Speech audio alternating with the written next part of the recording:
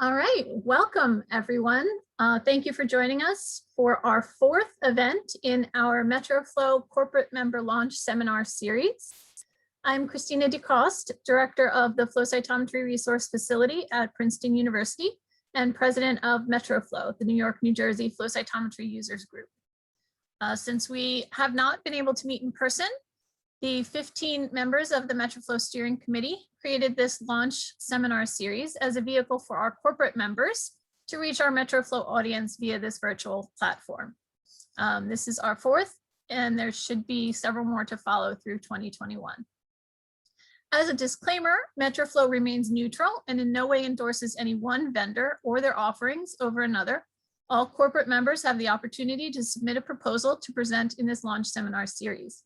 And the purpose of these events is to showcase innovations in the field that we can all take advantage of to better support our scientific and research endeavors. We hope that all of you will be able to take what you learn from this seminar series and those that follow back to your labs, and that the information will be helpful to all who are watching today and in future seminars. For some housekeeping on the Zoom platform, which we are all quite familiar with at this point, if you select the view option fit to window, you get your best viewing experience, and please use the Q&A button at the bottom of your screen to submit questions. I'd like to just say a little bit about MetroFlow and where to find us. So we do have a Twitter feed, MetroFlow Cyto.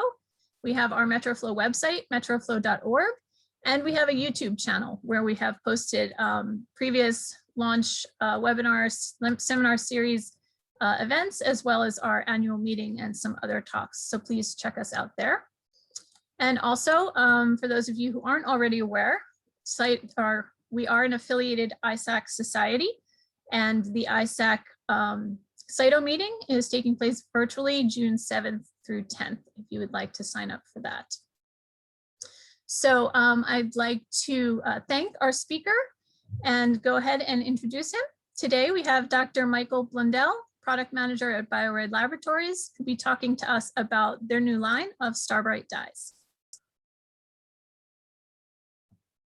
Mike, you can go ahead and share. Okay, there we go. Does that come through okay? Yes, we can see it fine. Excellent. Well, thank you very much for the invitation. And today I'm going to talk about the new StarBright Dyes from Bio-Rad. So let's get going. So a little agenda. I'm going to talk about what are StarBright dyes, get a bit of an overview of each of the dyes and some of their properties and performance, and then go through some of that multicolor data everyone likes to see. And we'll have some conventional flow cytometry data and some full spectrum flow data as well. And then I'll finish with just a little bit of the resources that we have both on StarBrights and general flow resources that we have on our website to help you with your flow cytometry panels. So let's kick right in. What are StarBright dyes? Well, StarBright dyes, as the name suggests, are very bright dyes, and they are unique fluorescent nanoparticles specifically developed for flow cytometry, and this was using the ZE5 cytometer. They produce a very large stoke shift, or can do, without being a traditional tandem dye. And it's a very, very simple nomenclature: StarBright, followed by the laser line that excites, and then the emission peak. So we have StarBright Blue, and obviously 488 excitable, and we launched StarBright Blue 700, which maximally emits at 700 nanometers in September last year. Since then, we've also launched StarBright Violet, and we've got 9 of these to be launched by the end of this year. And so far, we've launched 6. So we have StarBright Violet 440, 515, 610, 670, 570, and 710, which I think we launched just last week. And the remaining 3 will be launched very, very soon. And then following that, we're going to be launching the StarBright Ultraviolet, and we will have 8 of those. And the first one of those will be launched around about the autumn time, so fall. And this will be and then continuing into 2022. So let's have a look at StarBright Blue 700. As I said, excitable by the 488 laser. And as you can see from the dotted line, which is the excitation of the dye, there is some excitation by the UV and the violet laser. But if you compare to Brilliant Blue and Percy Psi 5.5, the two near competitor dyes, the thing that is different is that it's not really excited by the 640 laser. So both Brilliant Blue 700 and Percy Psi 5.5 have that excitation there. If we look at just the brightness, we can see that the StarBright Blue in red is pretty similar to Brilliant Blue 700 and Very Bright Dye, and is much brighter than Percy Psi 5.5. And I've just got an example of a couple of stains, with the Alexa 647 and Alexa 700, really nice clear populations. So hopefully showing that, that there's no issue with that red excitable that you get with the other two dyes. But we know that's just two colors. Let's have a look at some bit more detail. I did a quite simple panel, CD3 and 19 to look at T cells and B cells, 4 and 8, and within the 4 population we could see Tregs using 25 and 127, and then also within that CD4 population we just looked at CD45RA just to see the naive cells. And the first thing you can see is that StarBright Blue 700 brighter than Percy Psi 5.5, better separation. But there's some things I like to point out in the compensation matrix is that first off, the two filters that would be an issue of the 561 laser. So we have the 750 long pass and a 670/30 band pass. So something like PE Psi 7 and PE Psi 5 is where the dyes you detect there. There's actually slightly more compensation to be done in that 750 long pass because it's got a slightly longer tail. But the 670/30, there is a lot less compensation than with Percy Psi 5.5.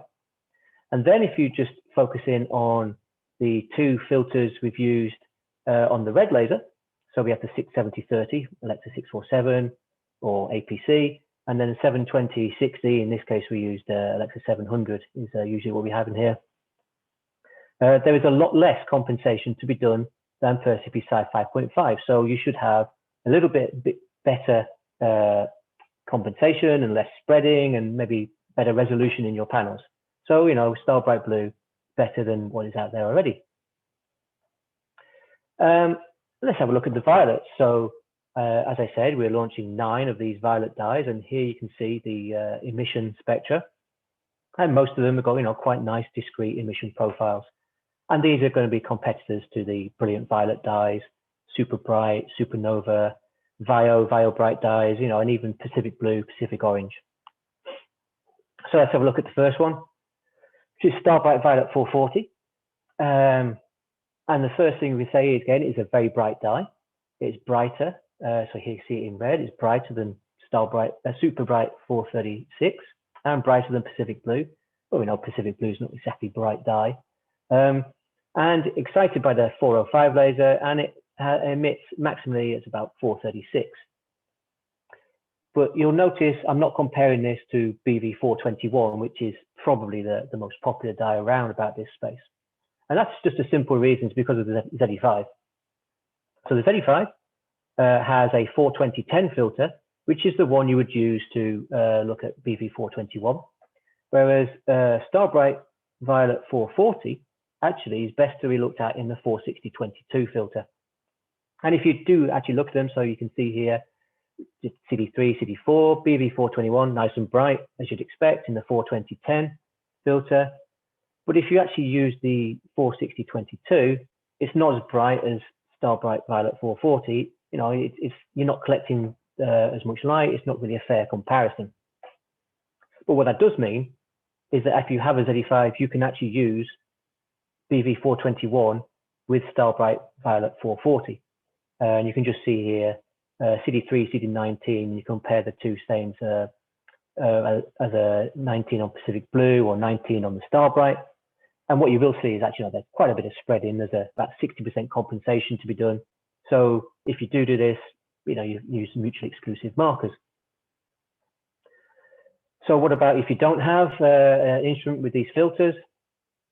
So we have an instrument where it has a 448/45 filter. So anything with a 450/50 similar actually captures more signal, and it captures a similar amount of signal for the BV421 and the StarBright. And so you can see, although this plot isn't great, that they actually have similar brightness here when we looked at CD3 staining. And the red is the StarBright and blue is the Brilliant Violet. So it's a comparable brightness with the right filters. If you look at StarBright Violet 515, the first thing that I would say to stand out is if you look at the bottom here, the StarBright Violet 515 has a very narrow emission peak compared to something like BV510. And here we have Amethyst Orange, which is our own in-house dye, which is similar to Pacific Orange. So we'd say you've got a much narrower emission, therefore you're going to have less spillover into neighboring channels. And furthermore, the excitation by the UV laser is only about 25%.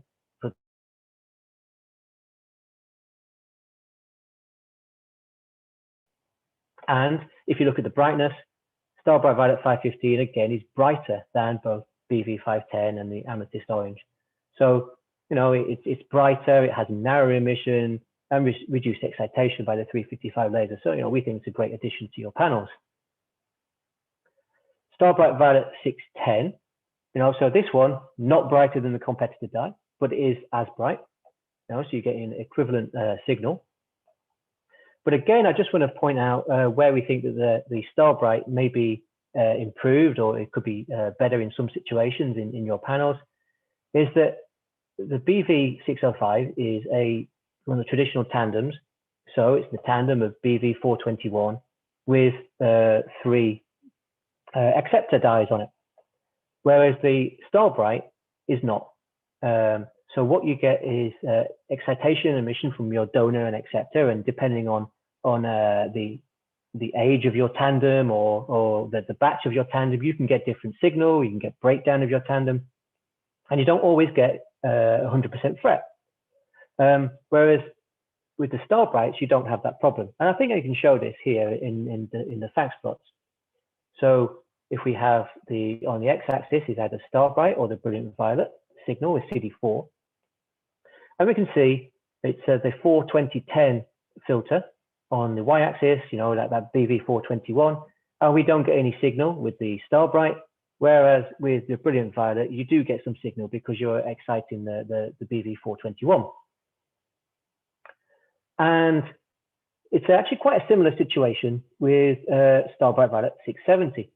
This one on the ZE5 is brighter than Brilliant Violet 650, but the filter set is a 670/30. So you're maybe not capturing all the emitted light from the BV650. So, you know, we're just going to put that out there. You know, we're not making claims that it's brighter for different reasons. But what we do see again is that you're going to get signal from your donor and your acceptor. And in this case, again, the donor could be a problem. So BV650 being that classical tandem, you're going to get signal from your donor dye. And here, StarBright 670, there's a little bit of signal there. You may have to do a little bit of compensation in this 42010 channel. And in this occasion, the BV650 was a lot brighter in the 42010 channel. StarBright Violet 570 is another one we launched. Now, we don't have a filter on the ZE5 that is optimal for the StarBright. So actually, the data I'm showing here is off the S3, the cell sorter. But you can see CD19 signal is actually 2 to 3 times brighter than what you get from Brilliant Violet 570. And again, you will have these donor and acceptor issues. So this time, the acceptor is more of an issue because if you are combining with PE, for example, you can see in the fax plot, BV570, this is uncompensated versus compensated against PE. Actually, the compensation is huge. It's about 178%. And if you compare that to the StarBright, it's actually only about 23%. So you're getting much better separation, resolution of your cells. And I'm no expert on cell sorting, but I was given this data. They said, if you have a brighter population when you're sorting, you can it's much easier to discriminate that population. You can achieve fewer aborts, and then hopefully in your sorted sample, you can get a higher purity and you can get increased cell recovery. So it's better to have a brighter dye to resolve your population better. And the last StarBright that we've released, StarBright Violet 710, again, it's brighter than the competitor dye, BV711. And even though the spectral trace this is on our Spectraviewer, suggests that there's not going to be any issue from the donor, actually, when you get onto the cytometer, because it again is that classical tandem where you don't necessarily get 100% fret, we are getting signal from that BV711 in the BV421 channel. And in fact, this is in the track 7, so that is the 720/60 filter. Although they look quite similar with the amount of spillover, there's a lot less compensation to be done from the acceptor as well with the StarBright compared to the BV711. So you can see the theme I'm coming with here is that some of the spectral characteristics have been improved. Another bonus of the StarBrights is they actually work in pretty much any buffer.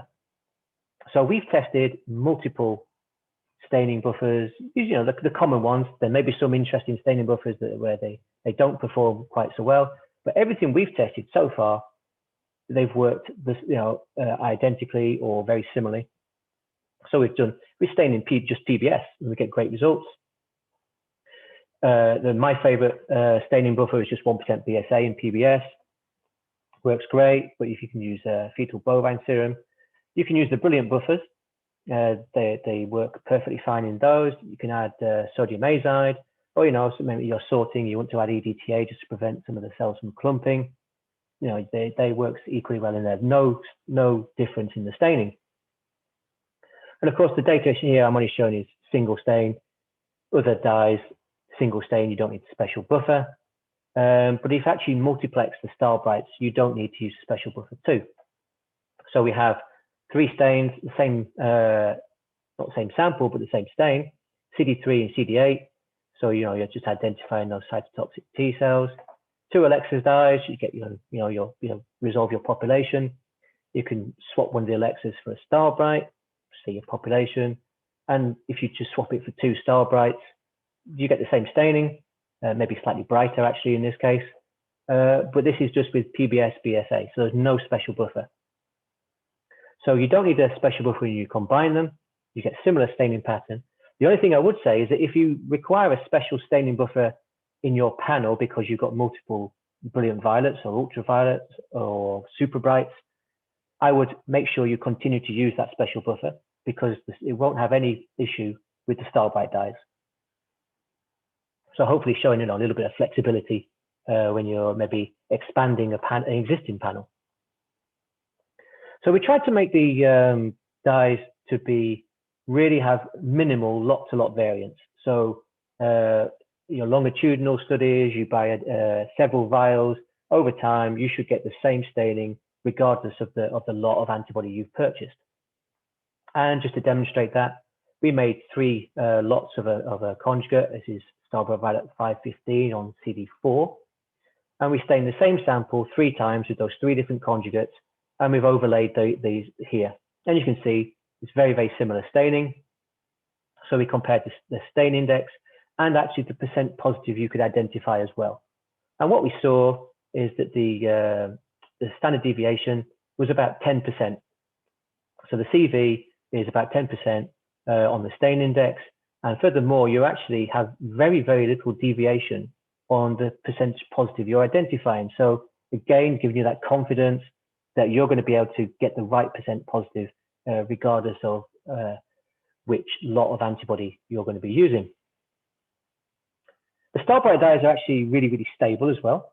So because we've only just launched them, a lot of our data is accelerated stability data. And we have accelerated stability data up to 51 months, so that's just over 4 years, isn't it?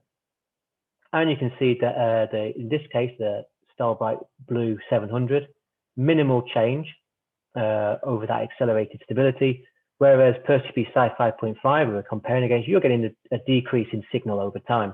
So maybe the tandem is maybe breaking up a little bit, or it just doesn't like being stored for long periods of time. But that's accelerated stability data. It's not real life. We're doing real-time stability now, but I took some vials of antibody, the same finished goods that would be sent to you if you ordered, and we kept it on the bench, so room temperature, for up to 2 weeks, and this was in the dark, and we compared the staining to antibody that had been kept in the fridge, and what we saw is there's no difference, at 4 days and at 14 days, you still got the same really high quality staining, and this is just CD14 staining on human peripheral blood. So then we thought, okay, what happens if you leave them out in the light? And you do get some reduction in signal, by 14 days. But after 4 days, there's, in the light, on the bench, there's no difference in your stain. So it takes, 2 weeks for you to see a reduced signal. So if you accidentally leave your antibodies out on the bench overnight, I wouldn't recommend it, but you're probably going to actually still have really, really good results. So we think that the StarBrights are very stable. We got over 4 years at 4 degrees in the accelerated stability data.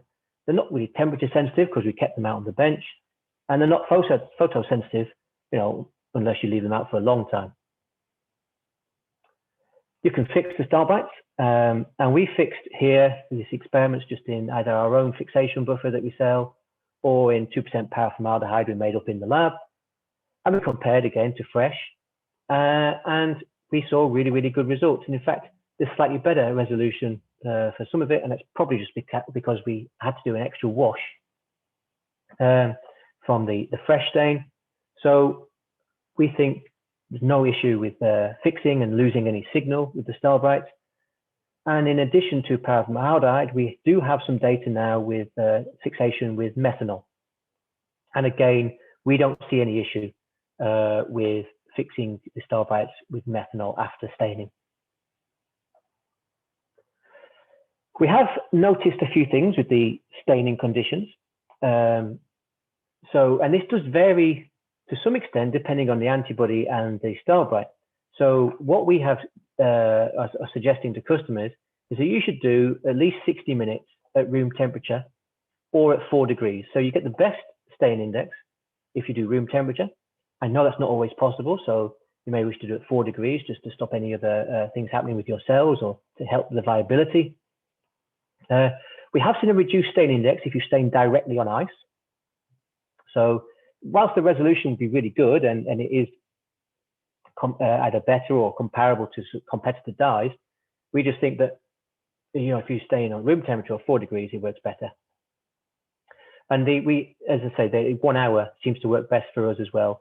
But as you can see from these two different antibodies, depending on the antibody, 30 minutes can work quite well, or 30 minutes can be suboptimal. And we would say as well, make sure you do at least 2 to 3 washes. So if we do only 1 wash, we can see quite a bit of non-specific binding left over, but I don't think that's anything specific to our antibodies or the StarBrights. I think that's just good practice, quite frankly. With your staining, the more washes you do, the better resolution you have between your negatives and your positives. So we just say, make sure you do at least 2, maybe even 3 washes. One of the really nice things about the StarBrights is that you can actually pre-mix them.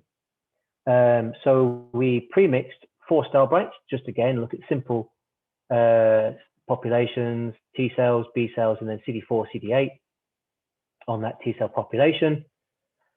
And we pre-mixed for up to 28 days. So we made a master mix, stored it in the fridge for either up to 28 days, 7 days, or we made up a fresh mix, and then we stained the same blood sample. So we then looked at the % positive and the stain index and how the populations just looked, and we saw no difference. So regardless of whether it was aged or whether the sample was made up fresh. In addition, We also looked at what the buffer was that we stored the antibodies in. So we either stored them just in PBS, so that we call that no buffer here, in our own Bio-Rad staining buffer, in PBS BSA, or in a brilliant buffer. Because you know, perhaps you'll be adding brilliant violets to a panel later on. And we saw minimal difference regardless of the buffer. The only difference we saw was at the 1 week in the CD19, and that's with no buffer. So, you know, it's not really a surprise. You've got no carrier in there. There's no protection for the antibody. So we would say, yeah, if you're going to pre-store, make sure you have a staining buffer that you're familiar with.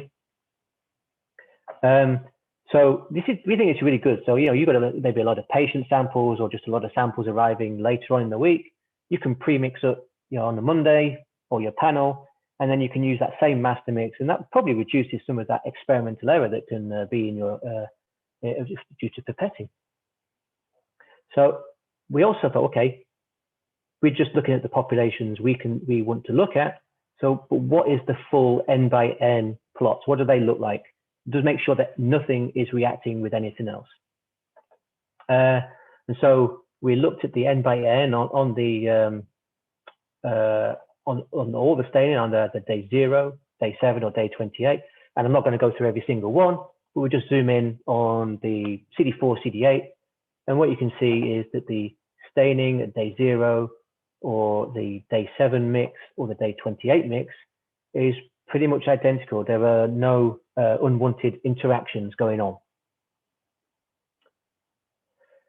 I mean, I've shown this, you know, the important things in these dyes is you should be able to use them in a multiplexing experiment. And we just compared Percy Psi 5.5, Pacific Blue, and BV 510 in a panel. Again, we use human peripheral blood. So this is always our sort of go-to panel.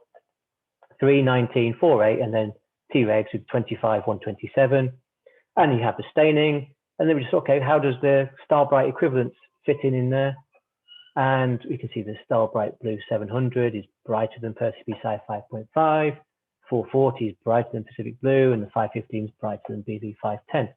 You know, and as I'm sure you're aware, you know, you may not need bright fluorophores to distinguish these populations, but it also works the other way. So if you're wanting to make sure you are excluding lineage positive, then, you know, StarBrights are good for that as well. So you want to make sure you're only having the lineage negative. And so there, they work great. So we continue with, okay, let's put all the StarBrights together. And this is, again, just in PBS BSA. So we have 19, 3, 4, 8, and then 25. You can see we get really good separation of those Treg populations, although this staining is not the best, I really admit that. So how are StarBrights going to help you in your multicolor panel building? And I'm sure a lot of people are well aware of this, but different things you have to consider when you're building a panel. First off, make sure you get a really good sample. Garbage in, garbage out. You know, this is something that everyone will tell you. Make sure you know your instrument configuration, so you know which fluorophores you can use. And then make sure you know what the fluorophore properties are. Make sure you know the excitation and emission, the relative brightness, and then try and avoid overlap where possible, so you can avoid compensation, have less problem with spread, you know, and obviously that's more difficult with more colors you have. And obviously the rule to remember is the fact that every additional fluorophore will have an effect on every other fluorophore within your panel. So I've just got this simple 4-color panel on with a blue and red laser. And you think, okay, where am I going to add new fluorophores? I could have one there, I could add one over here, and maybe add one here as well, you know, and then think, okay, where am I going to have any issues? But of course, when building a panel, you think, okay, what other options do I have? And obviously the more lasers you have in your cytometer, the easier it is to spread things around. And of course you get the violet laser, you always have a lot more options. And so, okay, this is one of the ways that the StarBrights can obviously help because you can now spread things across more lasers, more filters. Other things to think about and consider obviously is your antigen density. Try and pair the bright fluorophores on low abundance markers and vice versa. I mean, it's even quite nice just to put a range on your antigen density and then a range on your fluorophore brightness, and then try and mix and match. Then you need to think about your marker expression patterns. Anything that's unknown, try and put far away from any of the fluorophore that's going to influence. Or if you don't know how it's going to be, or it's going to be a range of expression, make sure you can see that fluorescence with minimal interference from other fluorophores. You can use mutual exclusivity, as I mentioned earlier. It's like CD3, CD19 is a classic example. And you can use the parent-descendant rule, where something like CD8 is going to be on the T cells, so you can use CD3 and CD8 with fluorophores that are maybe similar and have some overlap. And it's not necessarily going to be a problem. You can use dump channels and remove all those cells that are maybe sticky or the FC receptors, or interfere with some of your resolution. Most important thing I would say, well, one of the most important things is make sure you titrate your antibodies, reduce that background, optimize the stain index, and make sure you have the right controls. So obviously compensation controls, make sure you have the viability control in there, and the FMO. So that's just the multicolor panel building, 2 slides on that. So how the StarBright's going to help you. Again, we go back to the old favorite of the T-reg population. And we built a panel here just using some Alexa dyes and then a couple of PE tandems and PE. Identifies the B cells, T cells, CD4A, and then using PE, with it being one of the brightest fluorophores, just to try and identify those T-regs. And this, it's not a great panel, it's pretty suboptimal really. And so stick StarBrights on. And so we put on StarBright Blue 700, and we can see immediately that because it's very bright dye, we have the MFI over 300 compared to about 60 using PE. We get better separation out of this population. But then you think, okay, that's still using the blue laser, and this is mostly it's a yellow and blue laser, and there's lots of spillover and cross laser excitation. So let's put it on the violet laser. And StarBright Violet 440, very bright. MFI now is over 1,000, so we're really getting much better separation. And if you put it on StarBright Violet 515, not quite as bright as StarBright Violet 440, but still getting really good separation. So that's just one way that the StarBrights can help. So we started building some panels, and so the data I'm going to show you is only with Bio-Rad reagents, so it is limited. It's getting better. And the StarBrights is the way we are making sure we can build better panels and provide you with better reagents. So this is 12-color panel. We have the monocytes, and we just identified them using CD14 and 16 to identify classical, intermediate, and non-classical monocytes. We identified the CD3 using StarBright Violet 515. And then CD4s and 8s, the CD4s on StarBright Blue 700. CD8 on PE Alexa 647. And then in the CD8s, we looked at naive and memory with RA and RO. We looked at various memory and effector memory sets with the RA and CD27, and then effector memory using CD57. All in a nice great separation, easily see the populations. And you can see this on the CD4 populations as well. And then the old favorite, the T-regs, you can see the nice separation now using StarBright Violet 610 on CD25. So we have the 5 StarBrights in there. But then we thought, actually, there's a lot of spread here. We can improve on this. We haven't necessarily followed the best practice, haven't followed best rules. So we just did a little bit of a rejig of the panel. We kept 14 and 16. And this time we put CD3 on StarBright Blue 700. CD4 on StarBright Violet 515. And now you can see CD8, there's a lot less spread because we've swapped around put CD3 on StarBright Blue 700, where there was some issue, some spillover to be done, compensation to be done. So then we can still see, we can identify the naive and memory and all these effector and memory subsets and naive cells. And in fact, this had the StarBright Violet 610, you get even brighter than the previous panel. We can identify them on the CD4 population as well. And we can even identify these Tregs again. We've got StarBright Violet 440. So just by swapping the StarBrights around, you can get better resolution of your panels. I mean, for this, it wasn't a problem with CD4 and CD8 because they're not expressed on the same cells, but you can imagine if you had co-expression on the cells, it may be difficult to gate. So then we've now done an 18 color panel, and this is using 11 StarBrights. So these are using some R&D material. We haven't launched 11 StarBrights yet. So you are one of the first people to see this actually, outside of Bio-Rad. And so we have StarBright Ultraviolet 400, 575, 605, and 510 on 3, 28, 19, and 4. And then we have the Violet, StarBright Violet 440, 515, 670, 610, 710, 790. And we also have the StarBright Blue 700. So these are, not all of these have been launched yet. I'm not going to go through this entire panel, but just really to say is that we get really, really nice clean staining. We can identify different T cell subsets. Again, we can see different memory subsets. We can see it on the CD8s and the CD4s, the naive and memories. We can identify various granulocyte populations, various monocyte populations. We can even identify resting and memory Tregs. And although we didn't have CD56 in the panel, we can, by using the 19 and 3 negatives, we can see what are probably various NK cells. So what we see is, this was just what we had because this is R&D material.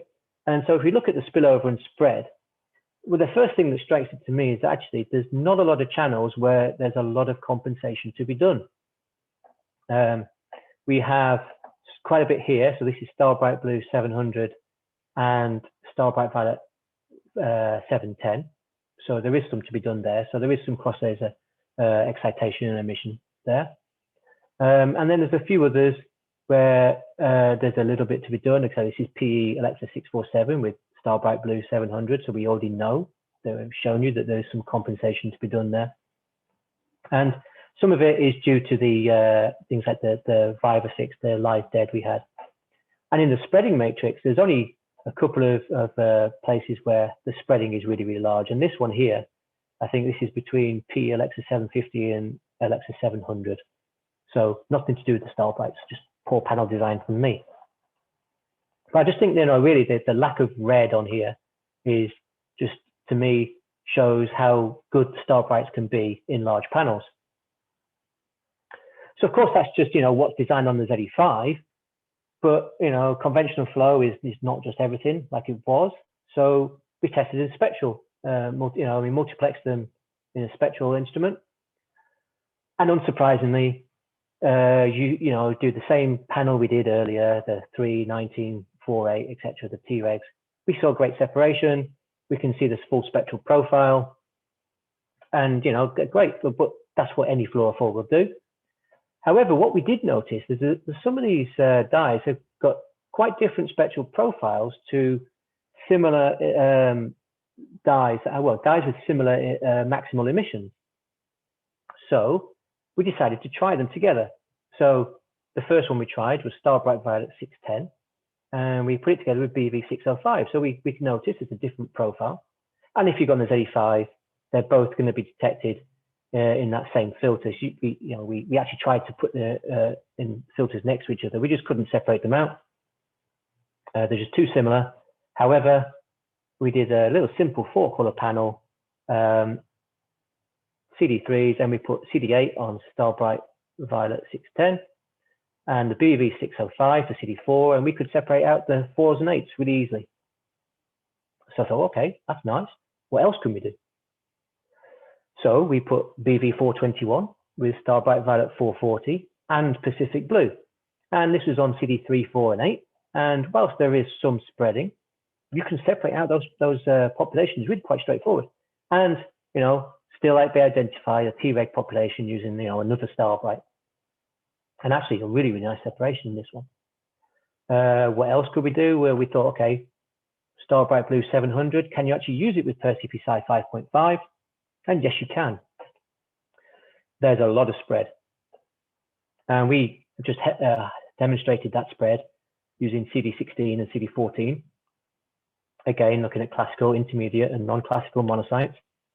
And in addition to PerCPSci 5.5, if you're using Brilliant Blue 700, that is sufficiently different from StarBright Blue 700. You can multiplex those two together as well. I'm not sure you can do all three. We haven't tested. And then we've got data on StarBright Violet 515 with BV510. So within a CD19 positive B cell population, if you use IgD for Brilliant Violet 510 and CD27 on the StarBright to look at naive, non-class switched and class switched memory, you can actually identify the populations as well. So you can multiplex those two, and when StarBright Violet 475 comes out, you'll be able to stick that into the panel as well because they are sufficiently different. And so we are getting more and more data now to see which ones are compatible with each other, because obviously there are a lot of channels on the ultraviolet and the violet lasers, and they're not all being used. And so this potentially is going to increase the plex capability when you're using your spectral instruments. And I think of the ultraviolets we've tested so far, every single one apart from StarBright Ultraviolet 400 can be used with the Brilliant Ultraviolet competitor dye. I don't have the data on that yet, though. Not to show with everyone. So what are we launching with? Well, we're getting a nice range of human and mouse targets. So we have 22 human, 12 mouse, and a streptavidin. So anything you've got biotin on, you've got streptavidin StarBright. So these are common immunophenotyping targets, cell surface only at the moment. So we're still working on intracellular targets. So we do know that the StarBrights can be used in intracellular staining, but we haven't quite optimized the protocol yet. So we're going to do some more work before we then give it to you to continue with the optimization. But what we can say is that StarBrights do work with fixed perm buffers. So if you stain your normal cell surface stain and then you want to do some intracellular staining, you should not get any deterioration of signal when you use those fixed perm buffers. And that's from various vendors.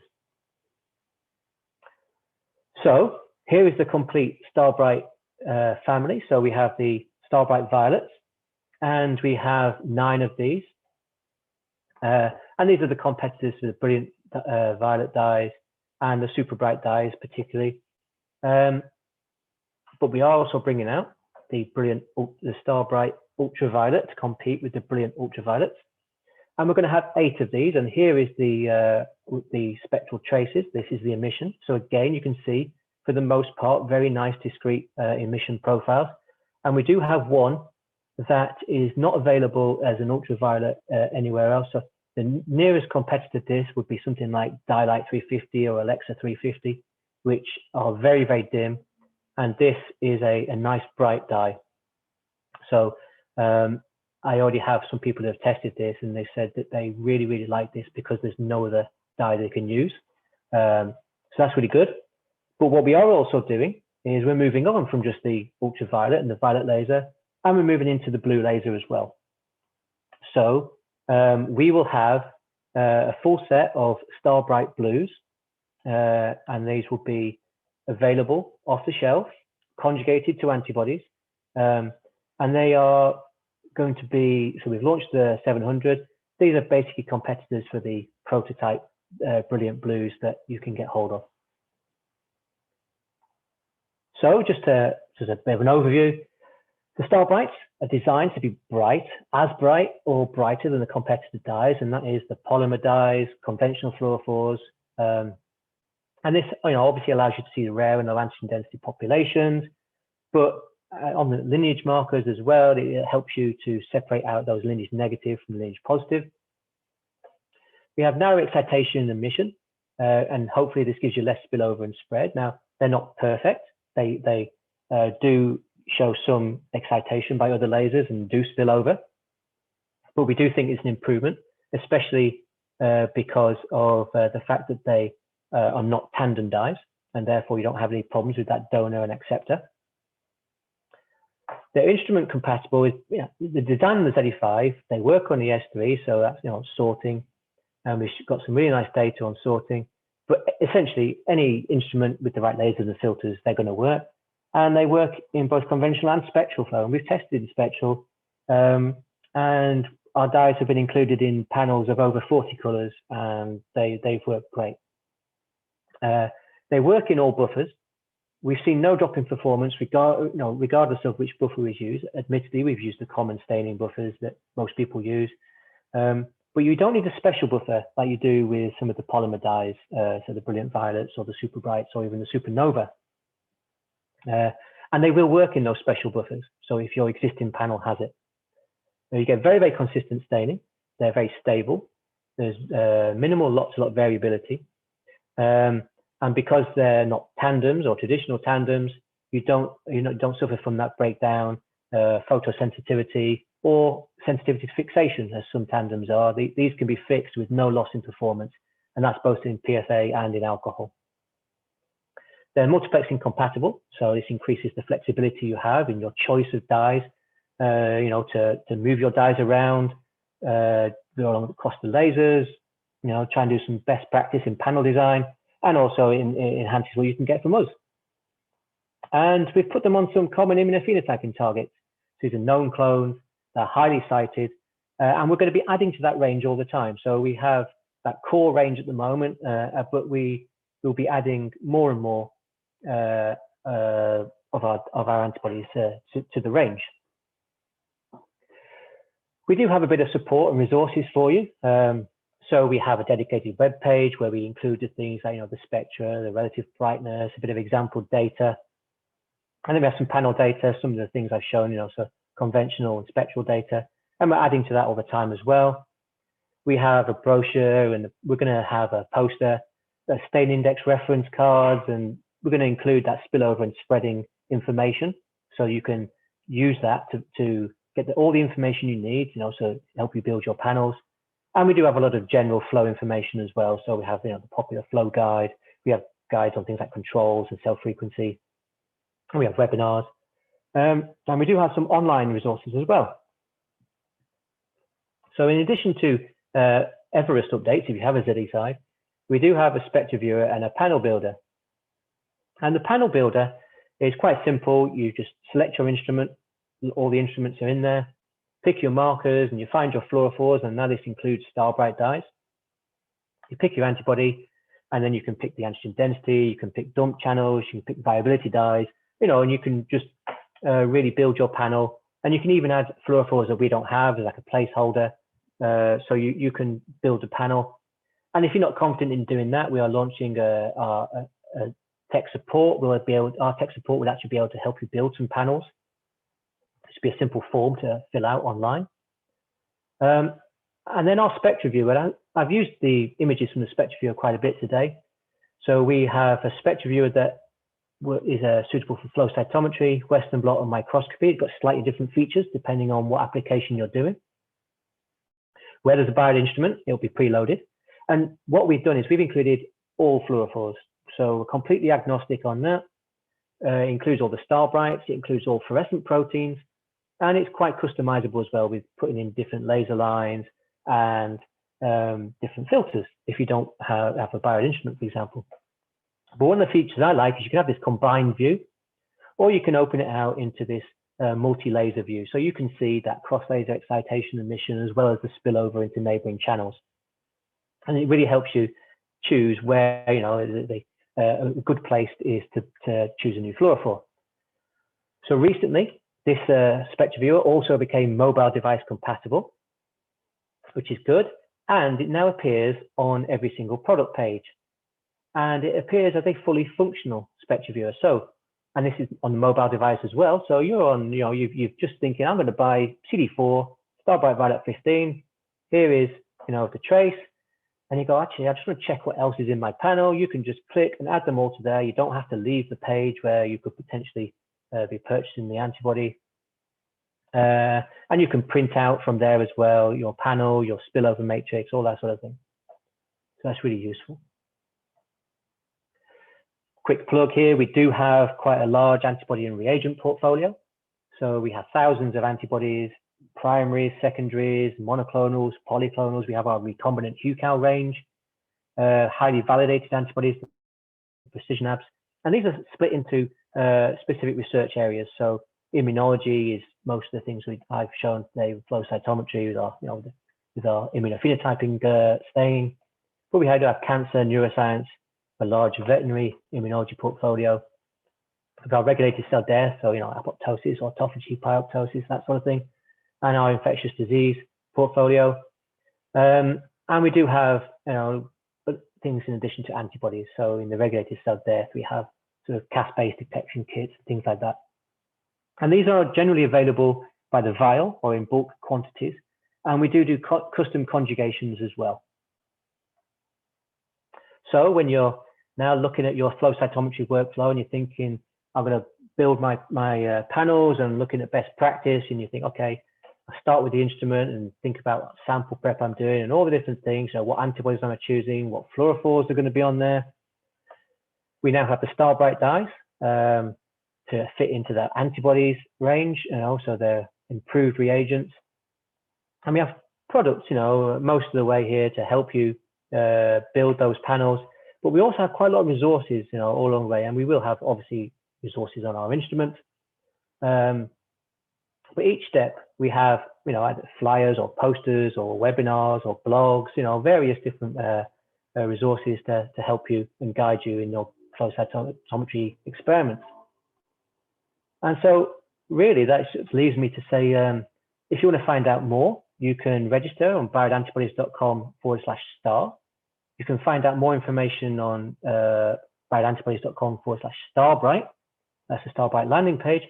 You can opt in to receive our communications, not just on StarBrights, but on anything that of our resources, our new products, any of our promotions. And finally, you can contact your local flow representative, Rich. He will help you get information on launches, get your pricing, all those sort of things. So I know he's really helpful.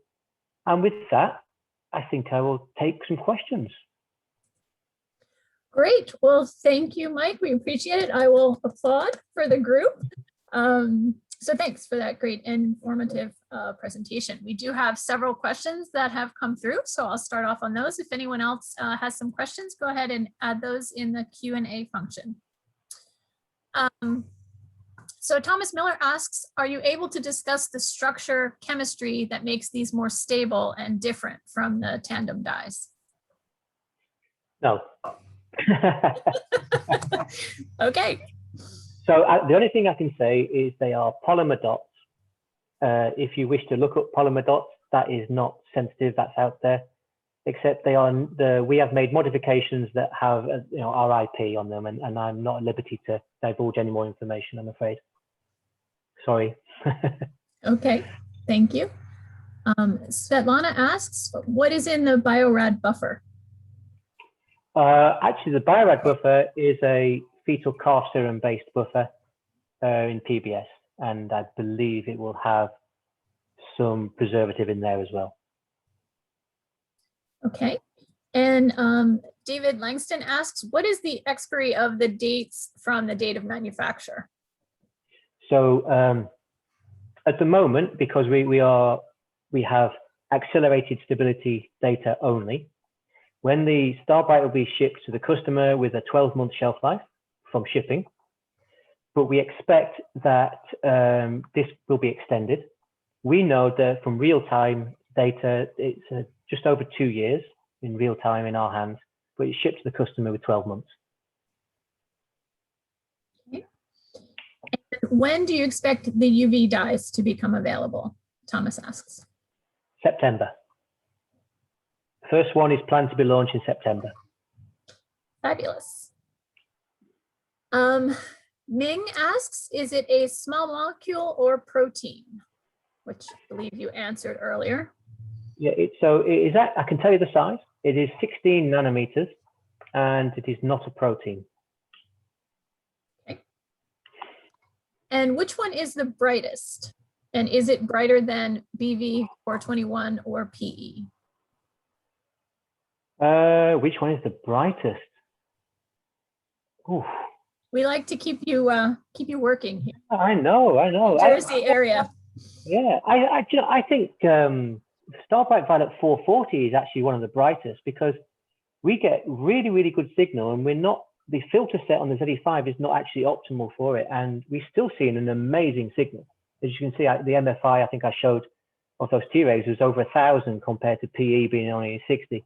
It does depend on your antibody density, there's various things. But yeah, I think the StarBright Violet 440 is the brightest. Okay, thanks. Svetlana asks, when will the conjugation kits for the StarBright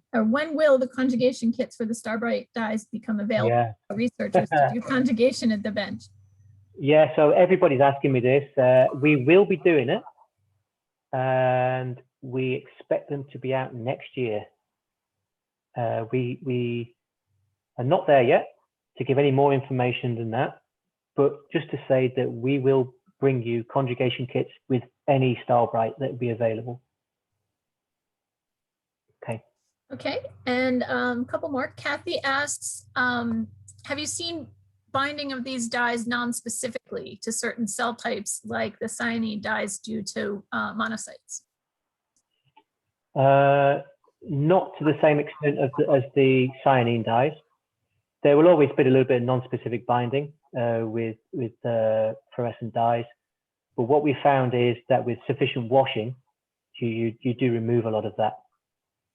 There will always be a little bit of background, but it's not the specific binding that the Cy dyes do to monocytes, as it were. We haven't seen it. Fabulous. And I'm wondering if you've tested and can speak to how these dyes work with the compensation beads that our clients are normally using in the core facilities.